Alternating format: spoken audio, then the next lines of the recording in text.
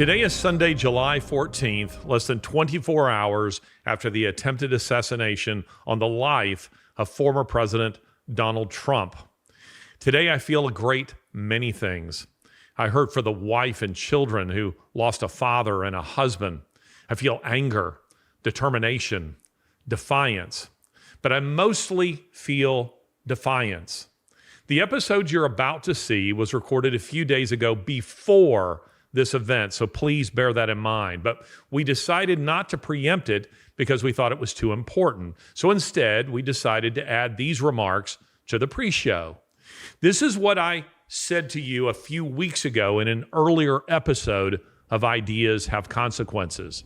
Trying to create the atmosphere of assassination. Do I believe that they would assassinate Trump? No, I don't.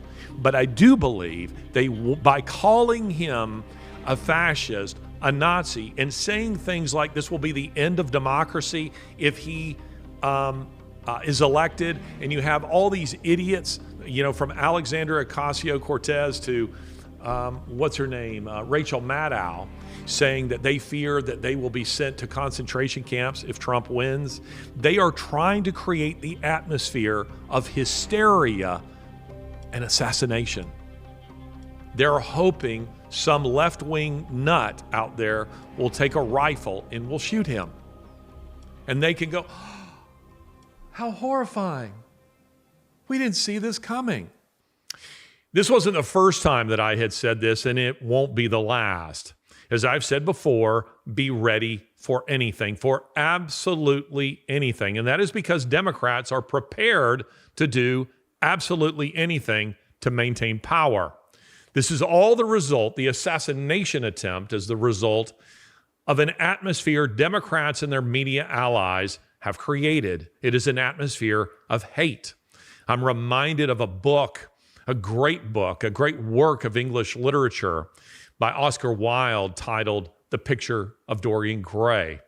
If you're familiar with that work, you'll know that Dorian does all these evil things, and his picture, his portrait, begins to show the scars, the deeds that he's committed. It goes from a beautiful portrait to an ugly one. But the most sinister character, really, in the whole novel is his mentor, a man by the name of Lord Henry, who himself never really does anything evil. He doesn't kill anyone. He doesn't steal anything. Rather, he's just a man who is urging Dorian on to his evil deeds. This is the role that the Democrat Party and their media allies have played. They are encouraging others to do what has just been done. Their only regret here is that it didn't succeed. So now they're in a worse position than they were before, because it has absolutely galvanized those American people to whom any sense remains. And therein lies the silver lining, ladies and gentlemen. I am invigorated this day. Indeed, I am greatly encouraged, chiefly because the former president himself was not killed, but by his response, the courage the man showed in response to an attempt on his life. It was iconic. The picture of him standing on stage, the Secret Service trying to take him off, and him saying, wait, and giving a fist bump with that American flag in the background. It's incredible. Whoever took that shot should receive a Pulitzer Prize immediately. But I'm also encouraged because the Democrat Party is losing. The left are losing. And by that, I mean even the global left, because America is the keystone to their whole global plan. In order for it to achieve, America must fall. They are in panic, and for good reason, because they have absolutely everything to lose. So my word to you, before we do an actual show on this topic, there's so much more that I want to learn before I do so. My words of encouragement to you are this: stay the course, stay optimistic, and stay in prayer. Stay in prayer for our country. It speaks to the goodwill of the American people that there hasn't been an actual insurrection. And that's because the people on the right, on the political right, at least the good ones, most of them, they are people who are informed by their Christian faith. And it is to our Lord that we must look for aid in our current crisis. I will say more on this when more is known. At present, we only have really just little bits of details and a FBI narrative that is still in the process of coalescing. They've identified, they claim a shooter. At this point, I'm not sure I believe who they say the shooter is. And as most of you know, I try not to say too much too soon so that I can give you a more thoughtful perspective. So we'll see in coming days what we learn. But until then, I hope that you will remember to be upbeat, be encouraged, and be on your knees, beseeching our God for his aid. Enjoy this show. I think Michelle Obama will be the Democratic nominee. The left is by definition godless. They are atheistic to their core. And having rejected God, they have no theology of evil. They believe that all the terrible things that happen in this world are a result of a misunderstanding. Now, when God is removed from your thinking, you no longer have a fixed point upon which your principles pivot. All that you have are opinions. Biden's performance was such a disaster. For Joe Biden, what seems like age might instead be style. You know, I know he looked like he didn't know what was going on and he was fumbling and he was bumbling, but it was really, he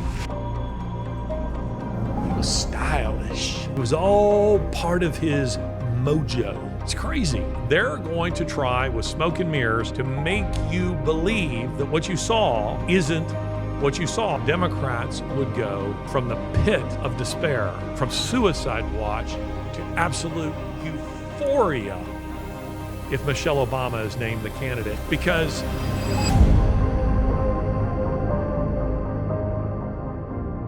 welcome to another episode of Ideas Have Consequences with me, Larry Alex Taunton, and I am looking forward to today's show. These days, we just have so much to cover, and today is no different. There's a lot of topics I'm going to hit here. The main one is October surprise, why I think Michelle Obama will be the Democratic nominee. But before I get to that, I want to look at a couple of videos here that I think are A, interesting, and B, that I think we can learn something from. And these are things that are passed around on social media. I am not sure if this particular video has a date on it. I don't see one on it. I'm not sure where this took place. Looks like it's possibly Texas or Arizona or somewhere, but it is of a cowboy who is standing at the counter here. Now let's watch this, and you'll see where I'm going with this and the lesson that I want you to draw from this. Let's watch it. So here he is. He's standing at the he's standing at the counter, and a security camera has him, and you see a guy coming in holding a gun on him. Others are noticing now the cowboy decides to go after this guy, knocks the gun out of his hand, and they begin to wrestle. And the way the rest of this video plays out is this thief, he's caught. Some of the other employees, assist in apprehending this guy, and that's the end of it. This particular cowboy here, turns out he's an ex-Marine. At least that's what social media claims that he is. And he's a guy who looks to me like he's probably in his 70s. I mean, he's not a young man, late 60s perhaps. But I want you to watch again. And this time we're going to watch very closely. Watch what happens here. Watch what the cowboy does. So there he is. He sees a thief come in, holds a gun on him, and then watch this. Did you see what he did there? He took his glasses off. Now, why I think that is significant is if you are looking at this image where I have frozen this image, this guy, he turns around, he sees that he's confronted with a gunman, and he stands up erect, and he takes his glasses off and stands in a position of that suggests some readiness. If this particular gunman had been paying very close attention to body language, that's the body language of a guy who's getting ready to open a can of whoop ass right there. Forgive me. But that's what he's doing. He's taking his glasses off and he's getting prepared to act. He's getting prepared to act. That subtle little gesture of turning and going, okay, I guess this is probably going to get physical here. I'm going to take my glasses off so I don't break my glasses.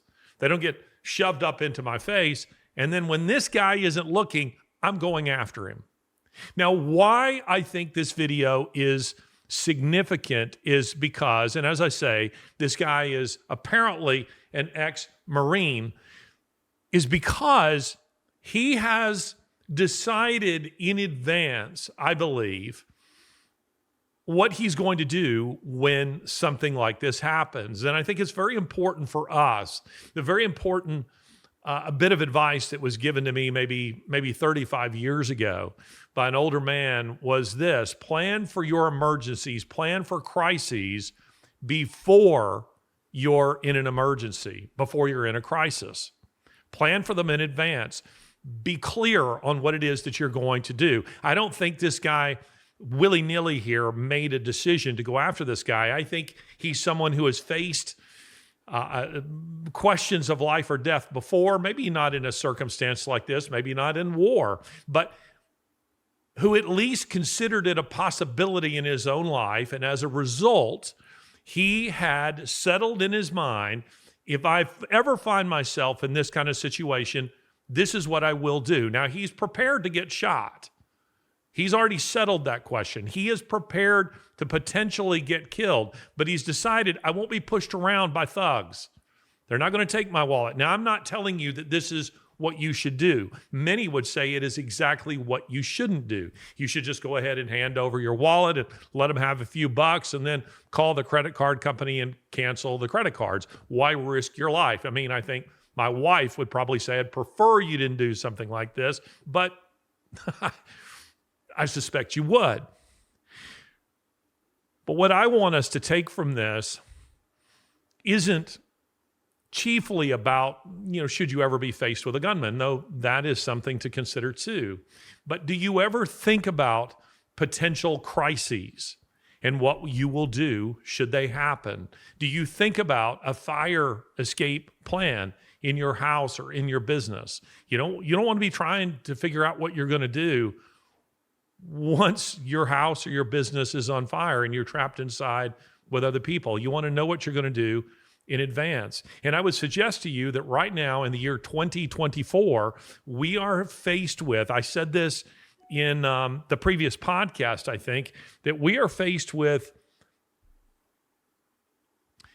what I believe will be very, very bumpy waters between now and the election in November.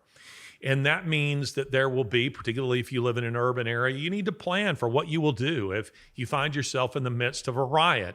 You need to plan what you will do if you find yourself unable to go to the grocery store because there are lockdowns. You need to plan what you will do if you find that you're down on your luck a few dollars. You need to plan what you will do if you find yourself in a country where services, as we have known them, are not readily available. These are the things you want to think about now while you can think about them in a somewhat leisurely manner and plan for them rather than waiting until they actually do happen. Plan for your crisis, plan for your emergency before you find yourself in it. And it will have a better outcome, or at least the likelihood of a much better outcome. And I just love the way this guy here has modeled for us how to respond to something like this. Again, I'm not telling you that you should try to wrestle a gunman to the ground. It isn't the point. The point is he doesn't panic. He has already settled this question long before he got here. And he's decided, you know what? I just don't put up with this sort of thing. And I'm going to take my glasses off and I'm going to go after this guy. So that video is fantastic in that it's teaching us that little lesson. I wonder how many other things he's made similar decisions about. But he's not only a hero here, he's a model for how you approach a crisis. You prepare for it before you get to it. So that's one place that I wanted to start. The next is I have another little video that I want to show you here, and it's quite sickening. On the surface of it, it's funny, laughable, and ridiculous, but in reality, it isn't so much. And it is a video, an anti-rape video that was put out by a Finland city council as a way of educating migrants, mostly Muslims, who are coming into their country that, hey, don't rape our women. So they put out this little ditty, these women and two men, oddly, in the background who are dancing. Let's take a look at what's happening here. Stop!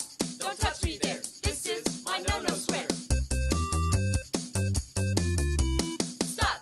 Don't touch me there. This is my no-no square. So again, they're saying, stop. This is my no-go zone. This is my no-no zone, rather, I think is what they say. So these women are saying this is this box, this area below my waist, this is a no-no zone. You're not allowed to go here. I know you probably didn't know that, but we're doing this little dance and we're so cute and we're so funny and we're educating you because you probably just don't know that we as Finnish women, we don't want to be raped, and apparently Finnish men. We don't want to be raped. So we're educating you, making you aware that, hey, this area down here, don't touch that. It's my no-no zone, okay? You got to ask. You got to ask. Maybe ask me out on a date. Maybe then I go. The left, having rejected God, the left is by definition godless. They are atheistic to their core. And having rejected God, they have no theology of evil. And therefore, they believe that all the terrible things that happen in this world are a result of a misunderstanding. This was the narrative after 9/11, those of you who are old enough to remember, that if only we could sit down with Osama bin Laden and explain to him, we really don't mean him any harm. Surely he misunderstood. It's the only logical explanation for why he would fly those planes into the sides of those buildings. It's just a misunderstanding. This has driven American foreign policy in the post-World War II period to often disastrous outcomes. If we could just sit down with Ho Chi Minh, with Stalin, with Hitler. This is what the British believed. You see, not really having a theology of evil, Neville Chamberlain thought he could sit down with Hitler at Munich and arrive at some kind of sensible solution. And Hitler just lied to him all the way through and didn't make a dent in what Hitler was going to do. But Neville Chamberlain flies back to London and he waves that paper and saying, he's quoting Benjamin Disraeli and following the Congress of, the Congress of Vienna? Congress of Berlin. Anyway, in 1871, where Disraeli said, we have peace in our time. And Neville Chamberlain says the same thing. And Hitler's laughing because he's thinking, how naive could you possibly be? You really thought you were going to come here and talk me out of what I'm going to do? No, it's just an opportunity for me to get more free concessions from you. I have no intention of keeping our agreements. We thought that we could have rational conversation with Joseph Stalin. These are people who only understood power and the threat of power, of coercive power. This video, again, as I say, is funny because it looks like a SNL skit But it shows just how utterly naive people can be, but not in a good way. I said to you in a couple of podcasts ago that a certain measure of naivete is a good thing. And it maybe isn't in the sense that you can be taken advantage of, but at least it suggests that you haven't been so jaded by the world that you've become so cynical about everything and you're so distrusting of everything and everybody. That's worse. On the other hand, you need to have a theology of evil. You need to understand that evil is real. And you see, from an atheistic point of view, there is no such thing. There's only that which happens. We can't assign to it moral valuation because there's no fixed point. There's no absolute right and wrong. There are only things that we like that happen and things that we dislike that happen, but we can't call them right or wrong, you see. So there's no theology of evil. And so from their point of view, they're thinking, it's just a misunderstanding. We'll make a little cute little ditty and we'll educate them. Let them know we don't want to be raped. They probably thought we wanted to be. I'm sure they'll love our song. You see how ridiculous this is? They have no theology of evil. And that, unfortunately, has carried out at a much higher level in our negotiations with some in the Middle East, as I say, with Joseph Stalin, with Mao, with many others, not understanding that they really do understand, that they're not lacking an understanding of who we are, that they really are aware of what they are doing, and that they really are evil and malicious. Osama bin Laden understood very well what the United States was, and he hated America and wanted to destroy it. There was no misunderstanding, but there was great misunderstanding in our own policy in dealing with such people because it has often lacked a theology of evil. So that's just something I wanted to point out to you that I thought you might find very interesting. And by the way, I almost included in this episode a news story about a migrant. I'm not sure where, possibly California, but who was using something called that has been called a rape mobile. It was a van. It was a windowless van of the type that that have become associated with these kinds of things. And inside it, police found chains, something like a gurney that women would be strapped down on, and drugs, you name it, soundproofing. I mean, this guy had gone to great lengths to create what they're calling a rape mobile. And he would grab women off of the street, out of parking lots, and rape them. And inside this vehicle. Now, I started to show you this video, but it's just simply too horrifying. And I didn't want to start the podcast with that.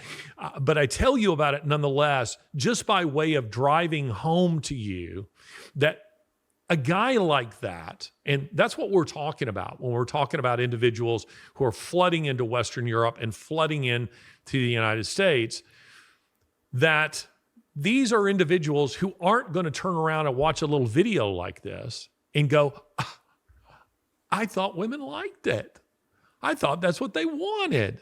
Well, I guess I need to find another use for my van. I guess I need to just go and, put my profile on eHarmony or Tinder or whatever it is that such people do.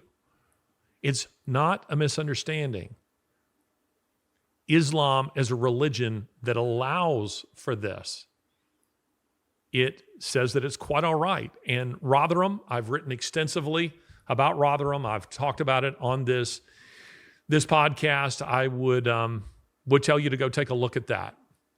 Go take a look at what has happened all over Britain in what began with the Rotherham scandal and extends to now a great deal more than that. But the point is, evil is real.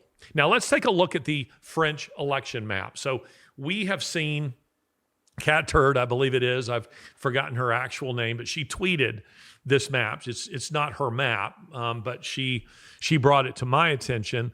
And it is a map of France. And it shows those areas, those departments, states, if you will, that were won in the recent election by conservatives or by the right. Let's say the right. Let's not call them conservatives, by Marine Le Pen's party. And that which was captured by Macron, by the radical left. Now, when you look at this map, you would have to look very closely to see that they won every single department, but they did not win a few key metropolitan centers. For instance, you can see down in, around Nice, Bordeaux, and of course, Paris. Those all went to the radical left. But the rest of it, when you look at this map, you go, wow, how is it that they didn't win? How is it that Marine Le Pen's party, a party on the right, that they didn't win the election? Well, just odd little fact that as a historian, you're somebody who taught European history for a number of years, that I would just happen to know that at the time of the French Revolution in 1789, only 1 in 50 Frenchmen lived in Paris. 1 in 50. Today, that number is 1 in 5. 1 in 5. And you see, French politicians ignore rural France. And from an American point of view, Americans, when they think of France, they think of Paris. But you see, really, France is mostly rural. It's mostly countryside, farms, big farms. And when Americans think of the French, and they think of people who are rude or feminine, or whatever, that you're really thinking of Parisians. Rural France is very different, and it is not only socially different, it is much more religious, it is far more conservative. But you see, French politicians ignore rural France because they can. They focus on the major metropolitan centers, Paris most of all. Now, that's the same is true for the United States. So what you are seeing in the last couple of decades, this growing disdain for red state America, for the so-called red states and blue states, flyover country as they refer to, red states. Until 1920, Americans mostly lived in rural areas. It's in 1920 that became almost a 50-50 split. So you can see that would be during the Industrial Revolution, really kind of the peak of the Industrial Revolution in the United States. So more and more people are moving from the countryside into the metropolitan centers, into the urban areas, and by 1920, it's 50-50. Today, only 14% of Americans live in rural areas. And why this is significant is because you see what just happened in France, where you look at that map, and it's incredible to see, in terms of territory, the departments that Marine Le Pen's party won, that the right won, but still lost the election. And you're seeing French politicians treat rural France with utter disdain, indifference. And you're seeing that throughout the West, because you see these are globalists. This is the way globalists think. What's happening in the United States isn't just happening here. It is happening in Britain. It is happening in France. It is happening in the Netherlands. It is happening in Belgium. It is happening in Germany. It's happening in Italy, in Spain, in South America. I've been in these countries, and I've seen it firsthand. They're all globalists, and they're walking in lockstep with one another. And they have decided we only need to focus on the metropolitan centers, ignore the countryside, because the populations are chiefly in those metropolitan centers. You will recall the map of the United States that shows something very similar, that it's a sea of red with just little blue dots here or there. But the blue dots determine the outcome of the elections. And you see leftists target those key urban areas, and sometimes not even the whole urban center, but districts, specific districts within those urban centers. And they try to gerrymander those districts to give their voters a disproportionate sway in elections. That's what's happening. So I just want to draw your attention to what's happening. What we just saw happen in France is also what's happening in the United States. And it has to do with a massive population shift and the fact that I don't care if it's your HOA, leftists, it is in their DNA to target the levers of power. For years, what they've sought to do in the United States, their strategy has been to go for a judicial oligarchy. We'll lose the election, sure, but we will try to rule through judges. So we're seeing more and more of that sort of thing where the people vote for this, or a conservative governor makes this kind of decision, and then we see a court overturning it. This is the way the left operates. They target the levers of power. Now, one could say it's smart. I would say it's diabolical. It's smart from an evil point of view, but it's all designed to subvert the will of the people. And the French people have had their will subverted. The British people have had their will subverted. And we're moving towards that increasingly. And I say we're moving towards it. We're there. What I want to point out is that the Republican Party is drifting further to the left, particularly on social issues.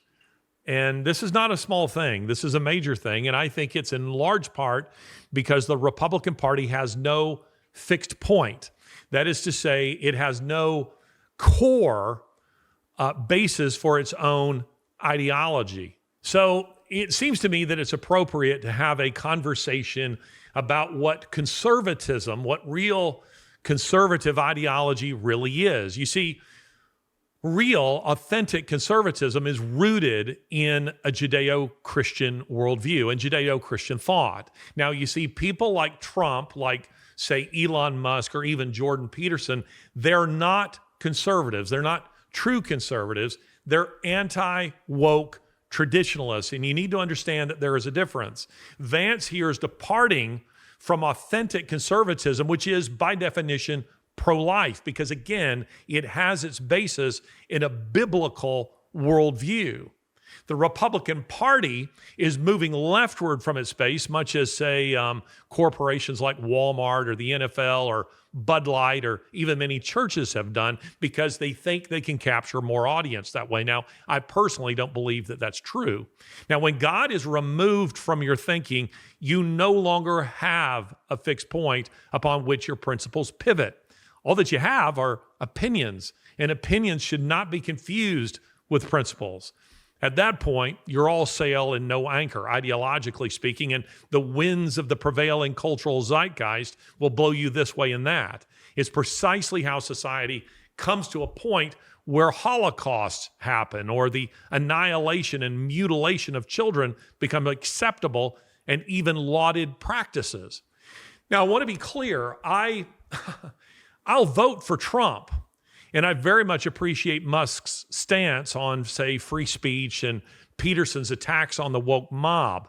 But I have no illusions that they're all, every one of them, they operate from a different set of a priori assumptions. You see, Trump is an anti-globalist patriot and a capitalist. I am too. But I am from the basis of my own Christian ideals, you see, which again form the basis of conservative ideology. Musk and Peterson know what they're against. They are sharp critics of woke ideology, but neither has yet been able to articulate an unambiguous, positive worldview. Both vaguely adhere to Judeo-Christian ideals, but without recognition of or commitment to the source of those ideals. So Musk, he's a devotee of science and he wants to follow the dictates of science. But I sense that he sees the inherent dangers of doing so. Peterson flirts with Christianity and to some extent with Judaism, but he remains a postmodernist in his thinking. Conservative thought has much more stringent ideological guardrails than any of these are prepared to recognize. And we find those guardrails, those principles in Scripture. Now, if you'd like to read one of the modern fathers of conservatism, I would point you to one of my heroes, and that is Sir Edmund Burke.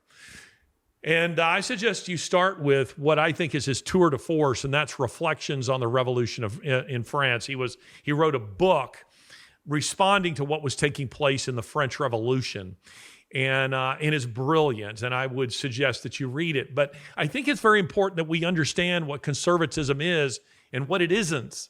And being anti-woke, as wonderful as that is, and as much as I want to partner to some extent with those people who are anti-woke, I can't confuse the fact that they aren't actually conservatives.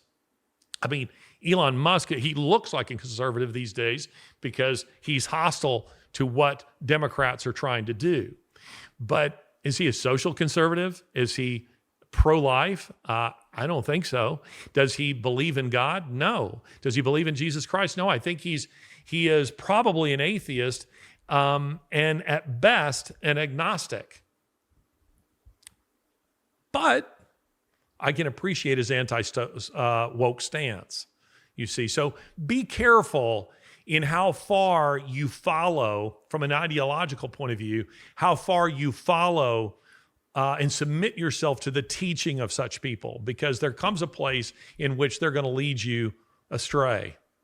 And what we're seeing here with Trump and with Vance, and listen, some of you are going to say, well, they're doing this because they see that abortion is an issue they can't win on, and so they're going to kind of nibble around the issue just to get in office and to get in power. Whatever. I would prefer that you stand on your principles and let the chips fall where they may. And I personally believe that in doing so, you can win the country. I mean, in a fair election, and we're not seeing fair elections, but you can win the country that way. Now, in a fair election, I think you can win and win big if you stand on authentic conservative principles, but they need to be principles. They don't need to just be opinions or ideas, and they have to be rooted in a Judeo-Christian worldview. Right now, the reason the Republican Party is drifting leftward is because they don't have that anchor. They don't have that anchor, and they seem like they're a little ashamed to have it. They don't want to state it publicly. Again, in a fair election, I think you can win. Now, we're not seeing that, but if we were to have fair elections, I believe you can win on those principles. Now we move on to why I believe Michelle Obama will be the October surprise, why I believe that she will be the Democrat nominee. Now, I want to preface this by saying I'm just making a guess. I don't know for sure. I'm not staking my career on this prediction.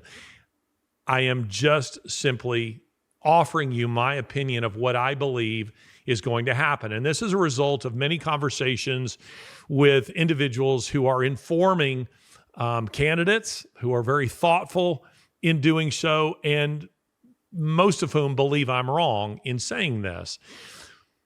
But I still believe it. And I said so as long ago as 2 years ago. I said that I believed that the party would dump Joe Biden and that they would go with Michelle Obama. Now, some things have happened here that I didn't anticipate, and I'm not sure anyone else did. I believe that, and I've said this in a previous episode, I believe that Democrats were hoping to get Biden across the line. They didn't feel like he had to perform brilliantly. They just hoped to pump him full of drugs.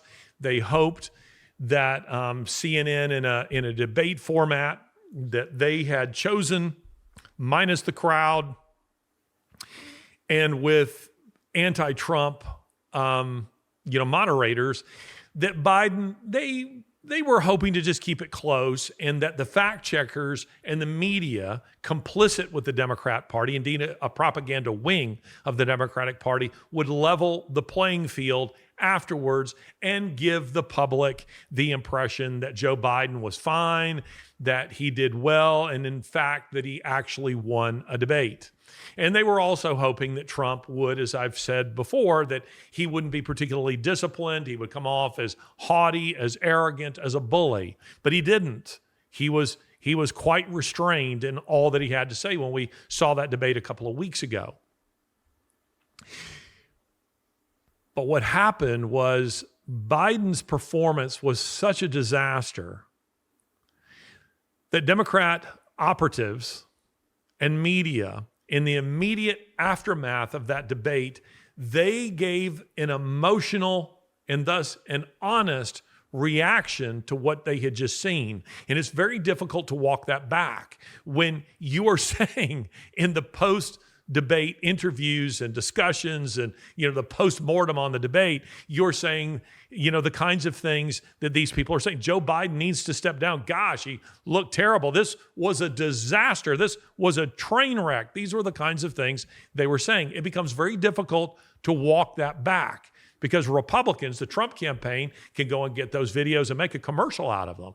That these are the people who say he's doing fine now. Well, let's look at what they had to say the night of the debate. They didn't believe that. But some are trying. They are trying to walk that back and trying to change public perception. Let's take a look at this New York Times headline. This one is hilarious. I mean, this is like something straight out of Pravda or Izvestia. For Joe Biden, what seems like age might instead be style. I mean, this is incredible. I know he looked like he didn't know what was going on and he was fumbling and he was bumbling, but it was really, he was stylish. It was all part of his mojo, his groove, his fashion. It's crazy. So it is, as I told you, right after the debate, they're going to try with smoke and mirrors to make you believe that what you saw isn't what you saw. And the fact is, it's not just in the debate that we saw it. We've seen this for 4 or 5 years now. We've seen this for quite a while. This isn't new. Now, for some Americans, it seems to be that it was new. But for those of us who have been paying attention, we've been watching Joe Biden fumble for years. Walking into bushes, shaking hands with invisible people, pooping his pants, not knowing what's going on, reading the parts of the teleprompter that he's not supposed to be reading. They're just his personal instructions. Repeat line, end quote, this kind of stuff. But hey, the New York Times says, it's just part of his style. It's his style. As if we're talking about a model walking the catwalk. It's just part of his style. So there are those within the Democrat Party who want to see, again, the Democrat Party is not monolithic. So there are factions. There are those who want to stick with Joe Biden because they think they can still win. They believe that they will cheat at such a level that it really doesn't matter, that they can have a guy whose style is comparable to Bernie. Not Bernie as in Bernie Sanders, but Bernie as in Weekend at Bernie's. That's his style. They are so confident, some of them, that they will still win, even if they have a guy who's practically a corpse as their candidate.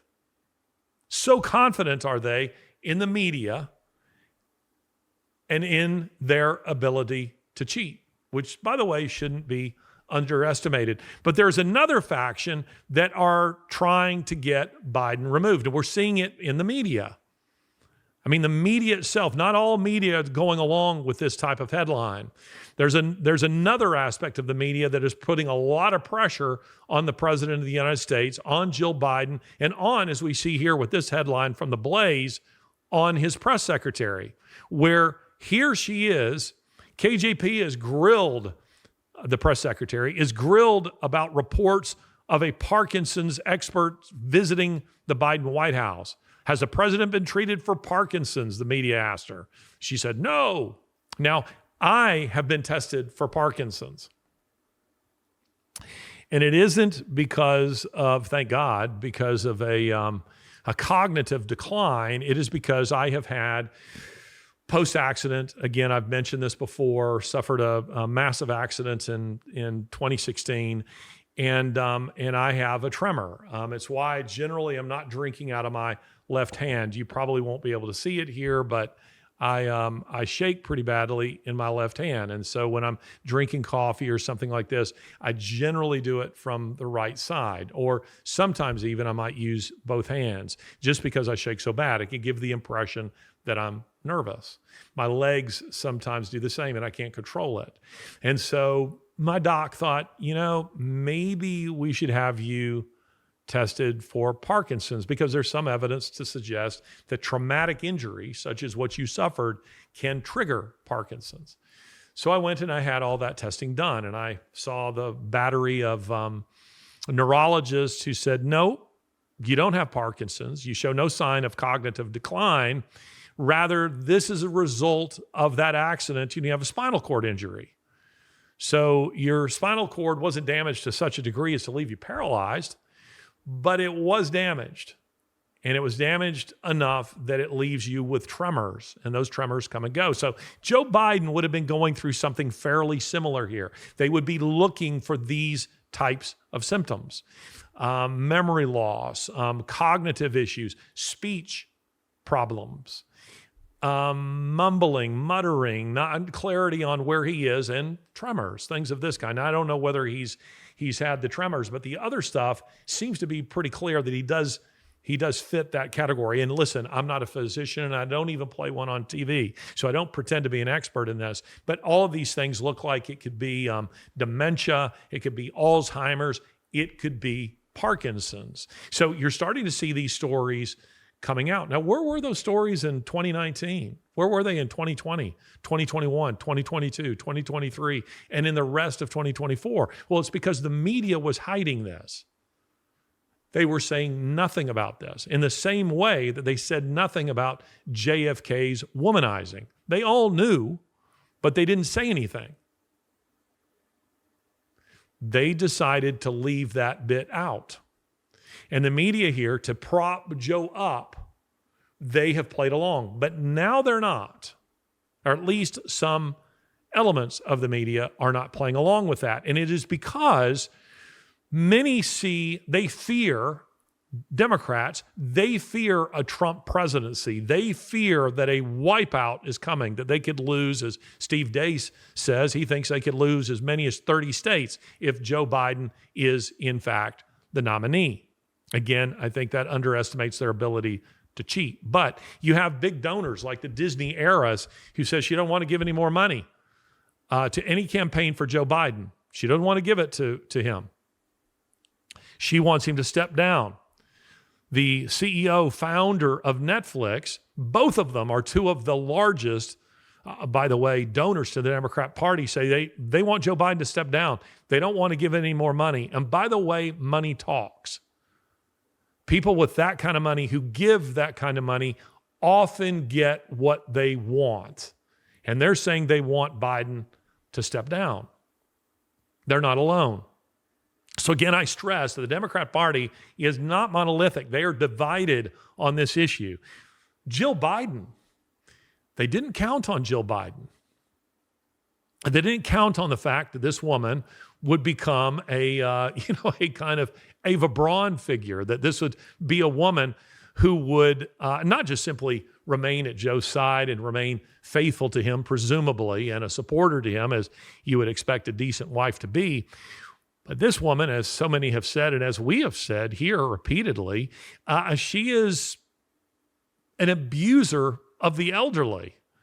She is determined that she will not leave 1600 Pennsylvania other than kicking or screaming. She's going to get Joe's dead or drugged body across the finish line in November, no matter what. And you hear her using words, and almost the exact same words come out of Joe Biden's mouth. She said something to the effect a couple of weeks ago that, let me make this clear, Joe is in the race. And then Biden said almost something exactly like that, almost like he was parroting her rather than her parroting him. So Democrats have a problem because you see the only way to get him out, there are only three viable options to get Biden out of the race. The first is to get him to resign, to talk him into resigning. Now, positive reinforcement for that would be that they sit down and they say, Joe, listen, we'll see to it that you can ride off into the sunset, that your legacy is heralded as one of the greatest presidencies of all time. You're the savior of democracy. And we'll see to it that you can spend your remaining years, the twilight of your life, in comfort and leisure. The negative reinforcement, which I believe they will use if they are not already trying to use with Biden, if the positive reinforcement doesn't work, would be to say, don't really know what's going to happen with Hunter if you stay in office. Not really sure what's going to happen with all of the corruption charges. What's going to happen with big guy getting his 10%? What's going to happen with all that was going on, your shenanigans with China and Ukraine? What's going to happen with your shenanigans with Tara Reid? She's still sitting out there somewhere. Not sure, Joe. Not sure we'll be there to support you. Not sure that the media will be there to support you. You see, they could coerce him. They could blackmail him into resigning. You can go off, go with door number one into happy retirement, or you take door number two and you take your chances. But we're coming after you. Now, that's one option. The other is that they invoke the 25th Amendment, which I don't think they'll do unless they have to go with a nuclear option, which is a possibility, but I don't think they want to go after their own candidate in that way because it risks splitting the party and it risks bringing a cloud of negativity into the fall, into the presidential election. They could impeach him, but you have the same problem there, that cloud of negativity. And then I guess there is a fourth option. As I've suggested, they could Epstein him, and don't think the Democrats are above that. I certainly don't.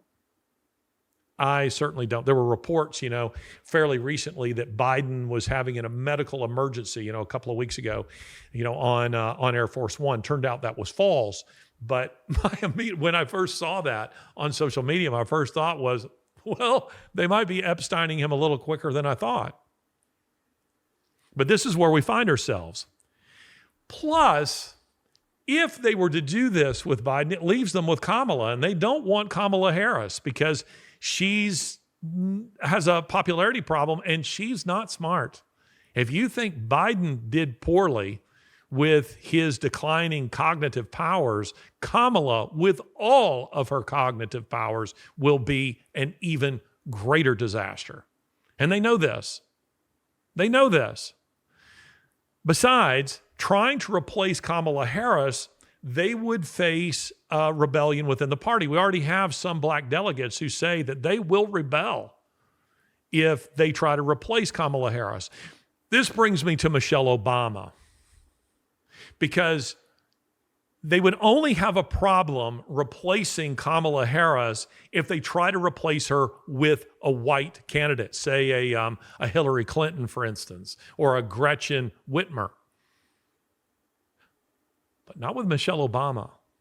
That would be a very popular pick were they to do that. If she runs, she would unite the various Democrat factions. If she runs, she'll be incredibly popular, and Republicans should not underestimate her popularity. I don't like her. Many of you don't like her, but that doesn't mean that she isn't beloved, because she is by the left. She will carry the black vote. She would carry the female vote. And lefties would know that they're not really getting her anyway. They would know they're getting Obama, and they adore Obama. This would be comparable to something that happened in my own state.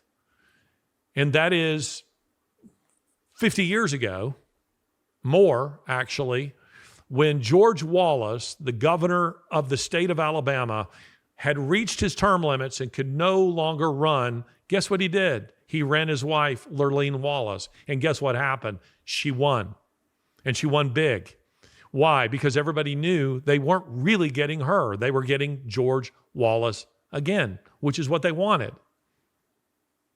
This would be a very similar situation. Michelle Obama would be very difficult to beat, extremely difficult to beat because of her popularity and because she would unite those various factions. Now, should you believe, though, that she won't run? She says, and she said on numerous occasions when she's been asked directly whether or not she would ever run, she says, no, I don't want to be president. I'm ready to leave the White House. You know, she said that while Obama was still, president and reached his term limit. She was ready to leave. She's been asked many times since. She always says no. Don't believe it. I think the temptation will be far too great. The temptation for power, the temptation for popularity, the temptation to make history. And add to that the fact that the Obamas would have probably unprecedented leverage against their own party to exact from the Democrats, from people like the Disney heiress and the CEO founder of Netflix, to exact from people like that whatever they want. Because you see, Democrats are terrified of a Trump presidency. They believe this country is moving in the right direction. Now, the rest of us don't. But they believe everything could be lost with a Trump presidency. They have pushed all of their chips to the center of the table and spun the wheel and bet on 2024 as being their year to finally do in their hated rivals and enemies. They feel that they have to win. Some of Democrats feel that they have to win because they fear jail, and rightly so. So, the result of that is they will give the Obamas whatever they want in exchange for her running for president. And don't overlook the fact that Michelle Obama, even if, as some say, she really doesn't want to be president of the United States, that she could have the best of both worlds here. Because if she is named as the candidate at the Democratic convention, she doesn't really have to campaign. She would have avoided one of the reasons why you don't state that you're running for president until you really, really are running for president is because you don't want the media scrutiny. She would avoid all that, unlike other candidates. She would be announced. She just have a couple of months that she has to make it. The media, they already by and large control. She would have to do very little. And then once elected, if she really preferred to not be president of the United States, she could immediately resign and hand the reins off to Kamala.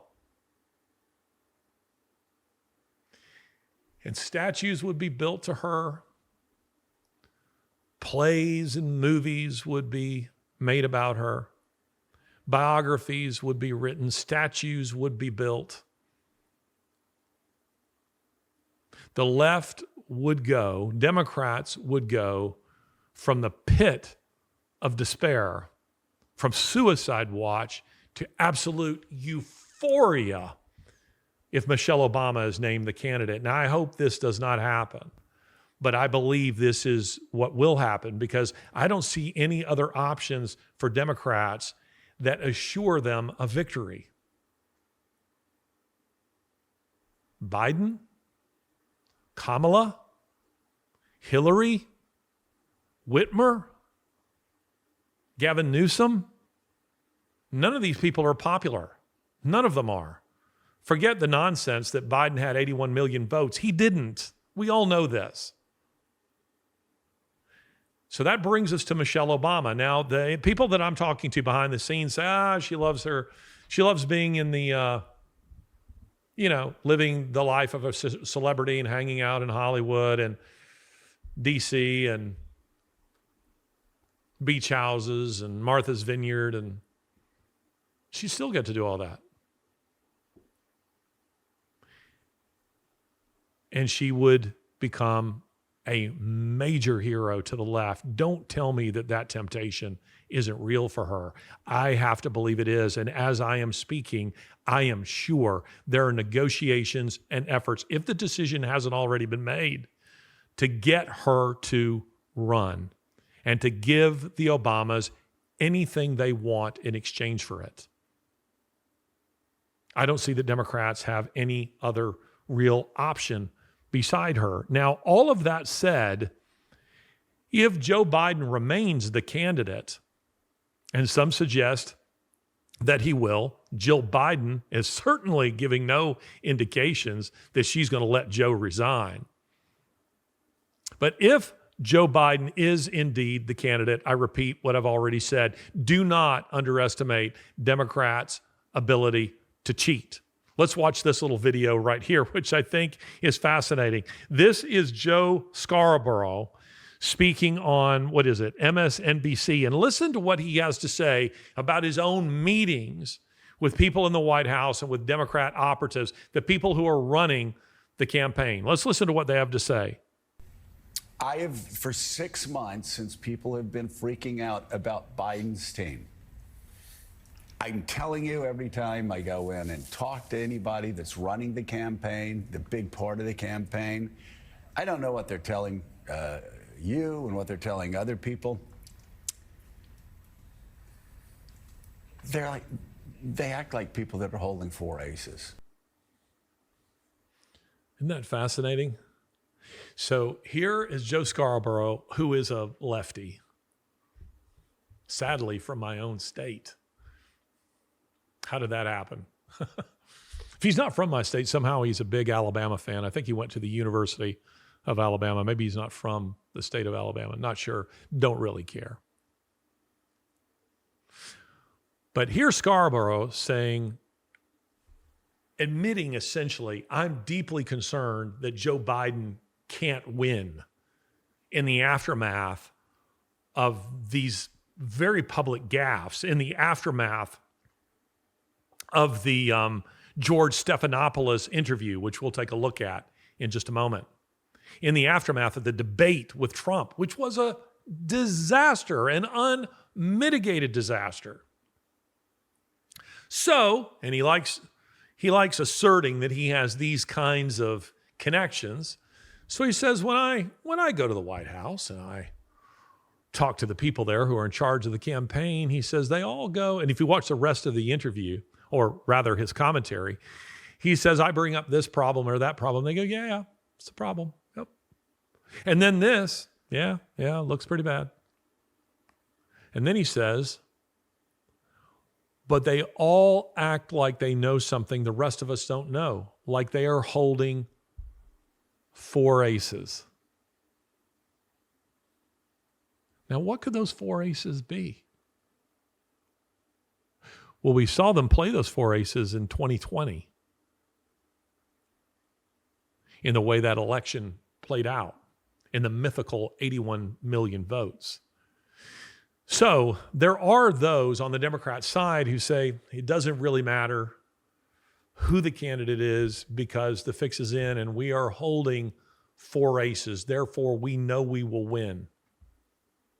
There are others who are less certain of this. But let's see what Biden himself has to say about all of this. This is in an interview with George Stephanopoulos.